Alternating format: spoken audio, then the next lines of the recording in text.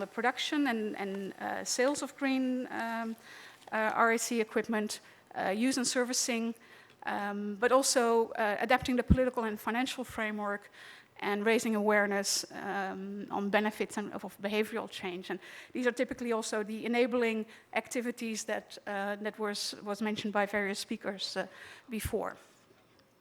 Now, if you think about financial incentives, for instance, you can think of specifically for household users, low interest credit cards specifically for these kind of purchases, or cashback programs. It could also be supporting either dealers or commercial users with access to capital, for instance, for retailers to green the stock that they have for sale. And for producers, for instance, it could be soft loans or partial grants. Now, if I then switch to the Colombian NAMA for domestic refrigeration, that's a much bigger project. It's getting support for implementation. Total cost $156 million US dollars and $11 million support from the NAMA facility. And emission reductions expected to be about 4 megatons per year in 2030. And here also, because it's implementation, here there is also private companies are involved, equipment manufacturers and importers, for instance. And it has both a ban on HFCs. It foresees the conversion of production lines to hydrocarbon-based refrigerant use, plus also more efficient design of energy-efficient design of the products. It also has a program to support low-income households with actually buying air conditioners and green air conditioners through, for instance, incorporating the cost on the energy bill rather than upfront. And it also has a scheme for collecting old fridges and recycling old fridges that are still using HFCs. So two very different types of projects. They're both quite early in the implementation stages. But interesting to see that already two NAMAs have received support specifically for the cooling sectors. Some challenges and opportunities. Why have things gone off to such a slow start?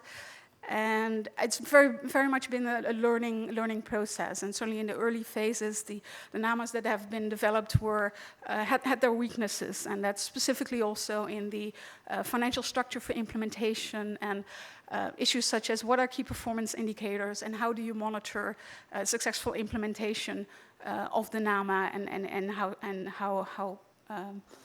is the progress towards the targets. And this is in part because financial actors have been often not included from early enough stage in the NAMA development and only came to the table at a relatively late stage. And as such, it's been difficult to align NAMAs with the procedures and the logic that funders use, basically the different language between the NAMA developers and the financial world in terms of what is needed to create a sufficient confidence for a funder to put their money in a NAMA. In addition, also, in order for NAMAs to attract international funding, there needs to be sufficient political support and national coordination. As you saw, the programs, the NAMAs that I mentioned, they also had very clear policy components and training, capacity building components, and that needs to be coordinated. And all those different elements, the government facilitation, mobilizing private finance, satisfying international funders, has been quite a challenge to reconcile that within one NAMA. Luckily, though, a lot has been learned in the recent years. There's a growing experience with NAMAs, more best practice examples, and certainly also in the cooling sector. There's also an enormous amount of resources been developed in terms of guides and tools and training programs and so on to help improve further the quality and the chances of success of NAMAs. And one thing that I want to mention specifically, GIZ has been very active in this area. They also have specifically a technical handbook on NAMAs for the cooling sector, where things such as tools and methodologies for baselines and monitoring and implementation plans and so on are all included. So just wanting to close off with a key message here, that although challenges are remaining still in the implementation and upscaling of NAMAs, in principle, NAMA financing can help the green cooling sector by creating new business opportunities, and also to support and maybe integrate the climate change angle with the activities and requirements under the Montreal Protocol and the Kigali Amendment. For those of you who are interested, there is a list in the presentation with the various sources that I mentioned, including the GIZ guide. And of course, I'm also available to answer any questions. Thank you.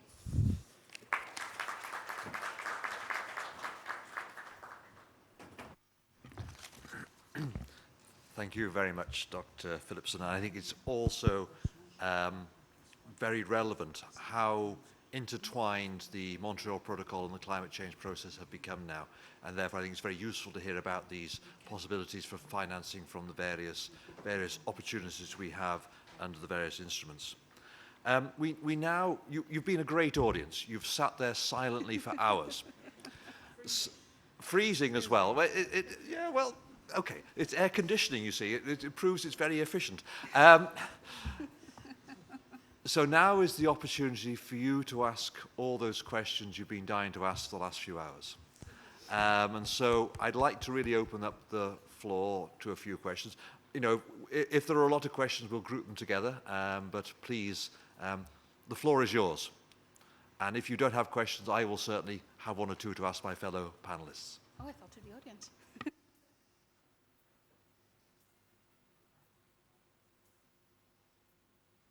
I feel there must be somebody. Yes, please.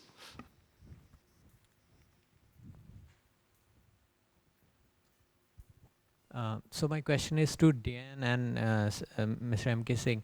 We have this NAMA facility funding or Green Climate Fund, and the example that you presented, it shows something that would be financed through the multilateral fund or under the Montreal Protocol. So how do you see these two joining? Like, so as well, like from M.K. Singh, my question is that how do you see convergence between the Paris Agreement related activities, the Green Climate Fund related funding, and the Montreal Protocol related funding? And how will we differentiate, or how will we not make sure that one person gets twice the money for doing the same work?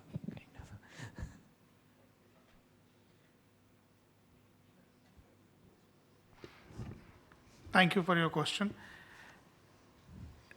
Like on first issue of how we are trying to combine it, the Montreal Protocol and Paris Agreement, in our opinion, is basically converging on the subject of energy efficiency. And that is where we are looking for, that we will promote it under Montreal Protocol, and it will have a definite synergy and integration with Paris Agreement also. About duplicacy in funding, there is a distinct provision and clause in the Montreal Protocol that if you have availed any funding from any other sources, you are not eligible for funding from Montreal Protocol. So these things have been inbuilt, so there won't be any such problem.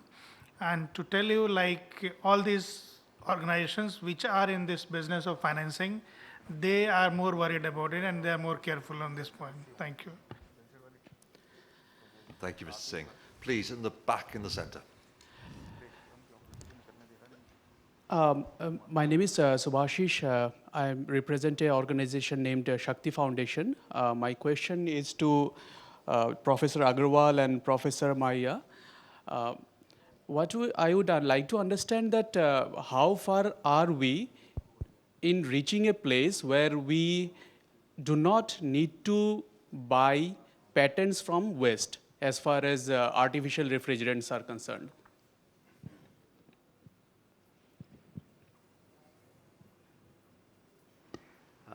Thank you very much for very rightly questioned. Uh, of course, there's a global economy and global markets, but definitely our industry is choosing or selecting refrigerants which do not involve, as far as possible, do not involve the patents or higher costs. Like actually, I'll give an example. The current HPMP stage 2 has taken up for air conditioners or which is the largest segment actually, large consumer of HCFCs, and which will remain even for HFCs at a later date. We have taken a HFC 32, which is a non-patented refrigerant and has the high energy efficiency. So there is a well recognition in the industry, and that what they should go for. And even our Kigali agreement actually, as our respected JS has mentioned, that we are many times questioning or thinking ourselves, why we stretched little longer period than others. And of course, the worldwide this is known.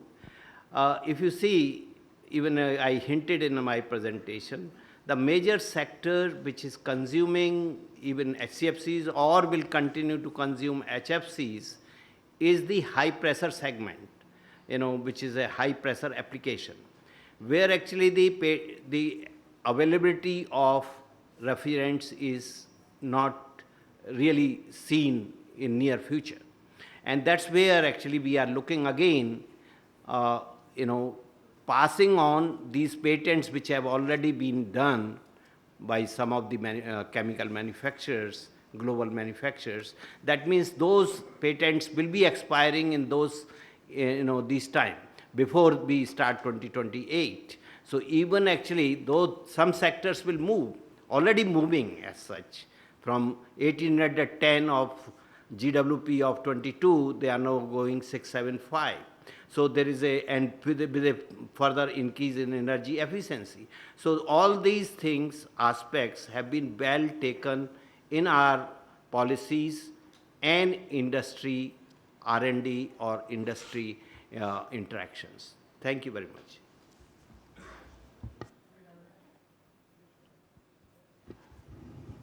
Thank you.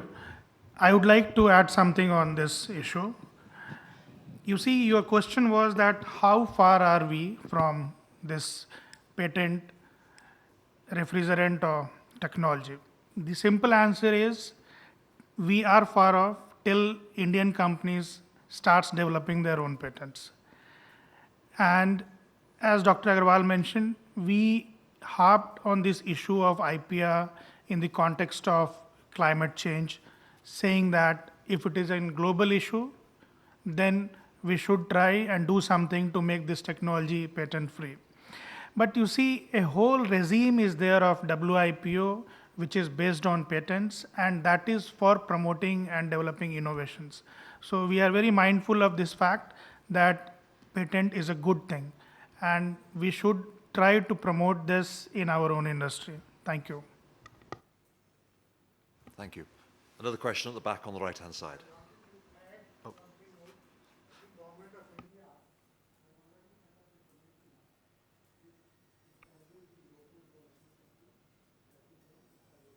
Low GWP, a meeting was held with the minister, I think 5-6 months back, to promote the local development of the refrigerants which are having low GWPs or natural refrigerants, whatsoever it is. Thank you. Okay. So my name is Nishant and I'm an R&D executive for Honda Cars. My question is to Mr. Owen. So you mentioned about the using of ammonia in Europe, as it is since ammonia is a